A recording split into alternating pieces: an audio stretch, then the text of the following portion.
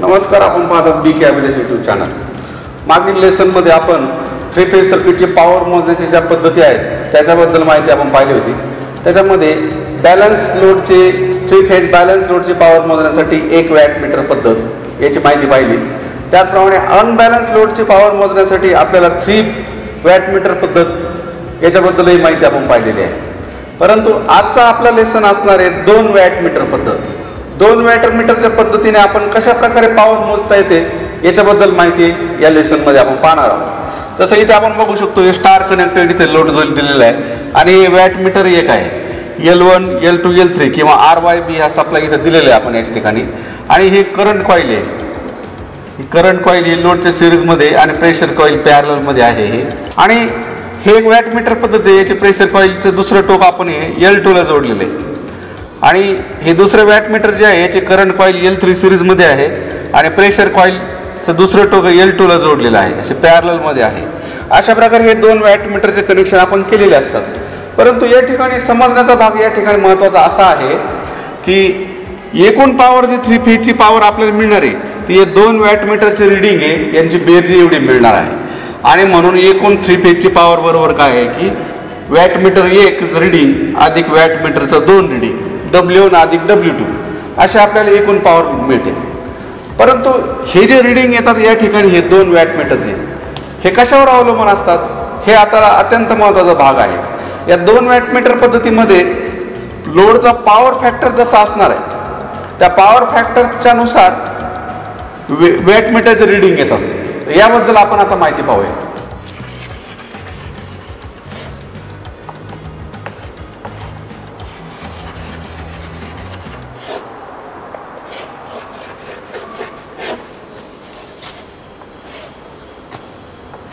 Delta कनेक्टेडची आकृती आहे आपली ती. आणि इकडे हे सप्लाय L1, L2, L3 अशी सप्लायची वायर निघते या ठिकाणी L1, L2, L3. आणि या डेल्टा कनेक्टेड लोडचं आपल्याला जर पॉवर जर मोजायची असेल तर त्याचं कनेक्शन त्याचप्रमाणे स्टार प्रमाणेच या ठिकाणी येणार आहे. इथे करंट कॉईल असणार आहे. Current coil CC. इथं एक करंट कॉईल असणार आहे आपली CC. त्यानंतर ही प्रेशर कॉईल आहे. या प्रेशर कॉईलचं टोक आपण L2ला जोडणार आहे. तसं इथे तसंच असणार. प्रेशर कॉईलचं टोक L2ला जोडले. ही PC आहे. तर हे वॅटमीटर 1 आहे W1. हे वॅटमीटर 2 W2. आणि हे आपला सप्लाय असणार. पण स्टार जोडणीप्रमाणे डेल्टा जोडणीचं तसंच आहे की एकूण पॉवर बरोबर काय येणार आहे या ठिकाणी एकूण पॉवर बरोबर W1 प्लस W2 असं असणार. परंतु या ठिकाणी आता समजण्याचा भाग असा आहे मी मगाशी सांगितल्याप्रमाणे की हे लोड कशा प्रकारचा आहे. लोडचा पॉवर फॅक्टर जसा असेल त्याच्याप्रमाणे हे वॅटमीटर रिडिंग दाखवतात. उदाहरणार्थ जर लोडचा पॉवर फॅक्टर समजा 1 असेल. पॉवर फॅक्टर 1 म्हणजे काय की लोडचा करंट आणि व्होल्टेज याच्यामधला जो कोन आहे फाय हा जो फाय आहे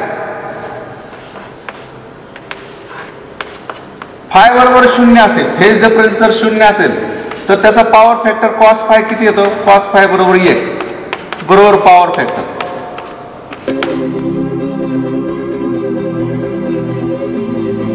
असा पॉवर फॅक्टर 1 असेल तर 3 फेज सर्किटची एकूण पॉवर कशा प्रकारे येईल तर 3 फेज सर्किटची एकूण पॉवर बरोबर काय येईल की या 2 वॅटमीटरचं रिडिंग येईल W1 प्लस W2. म्हणून WT टोटल पॉवर बरोबर किंवा टोटल पॉवर P बरोबर W1 अधिक W2 वॅटमध्ये येईल.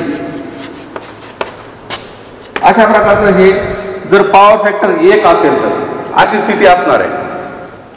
बघा या स्थितीमध्ये जे पॉवर फॅक्टर जर 1 असेल लोडचा तर अशा ठिकाणी काय होतं की W1 आणि W2 हे जे 2 वॅटमीटर जे आहेत हे समान आणि पॉझिटिव्ह रिडिंग दाखवतात. एकसारखंच रिडिंग येते जर पॉवर फॅक्टर 1 असेल तर फेज डिफरन्स 0 असेल तर हे दोन्ही वॅटमीटरचं एकसारखंच रिडिंग असतं आणि म्हणून एकूण पॉवर W1 आणि WT असणार आहे. यानंतर आपण आता दुसरी स्थिती कशी असणार आहे पॉवर फॅक्टरची याच्याबद्दल माहिती पाहूया. त्याचप्रमाणे लोडचा पॉवर फॅक्टर समजा 1 पेक्षा कमी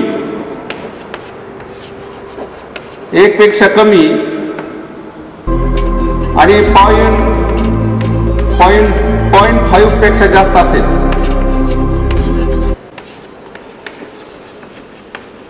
जास्त असेल म्हणजे फेज डिफरन्स किती आहे याच ठिकाणी 0 ते 59 डिग्री असा असेल.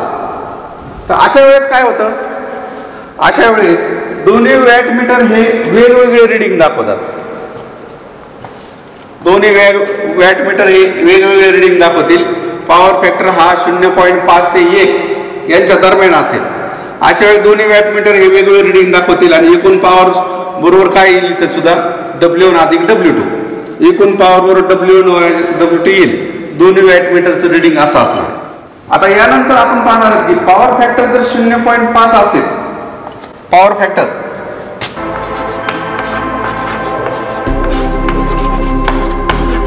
लोडचा पॉवर फॅक्टर जो आहे हा 0.5 असेल म्हणजे फेज डिफरन्स किती आहे 60 आहे.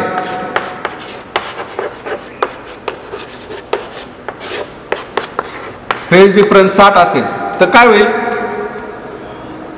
असं असेल तर काय होईल की हे 2 वॅटमीटर पैकी एक वॅटमीटर 0 रिडिंग दाखवतो, एक वॅटमीटर 0 रिडिंग दाखवतो आणि सर्किटची पॉवर जी आहे दुसरा वॅटमीटर दाखवणार. म्हणजे एकूण पॉवर कशी येणार या ठिकाणी, एकूण पॉवर बरोबर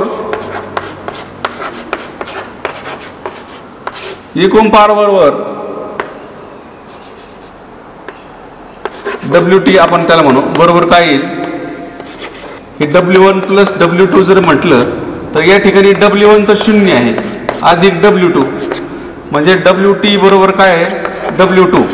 म्हणजे सर्किटची एकूण पॉवर म्हणजे काय की दुसऱ्या वॅटमीटरचं रिडिंग जो दाखवेल ती सर्किटची एकूण पॉवर असणार. तर या ठिकाणी पॉवर फॅक्टर जर 0.5 असेल तर यानंतर आपण पाहणार आहेत की पॉवर फॅक्टर समजा 0.5 पेक्षा कमी आणि 0 पेक्षा जास्त असेल.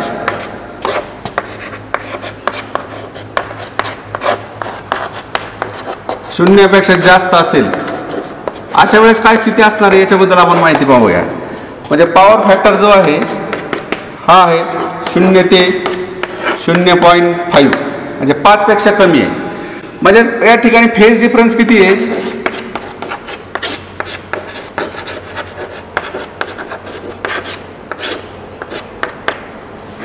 60 ते 89 डिग्रीचा असेल फेज डिफरन्स. अशा वेळेस काय असतं हे आपण बघूया. म्हणजे पॉवर फॅक्टर आपला 0 ते 0.5 पर्यंत 0.5 पेक्षा कमी 0 पेक्षा जास्त असेल. अशा वेळेस कोण किती असतो 60 ते 89 डिग्री. तर अशा वेळेस वॅटमीटरचं काय स्थिती होते याच्याबद्दल माहिती आपण पाहूया.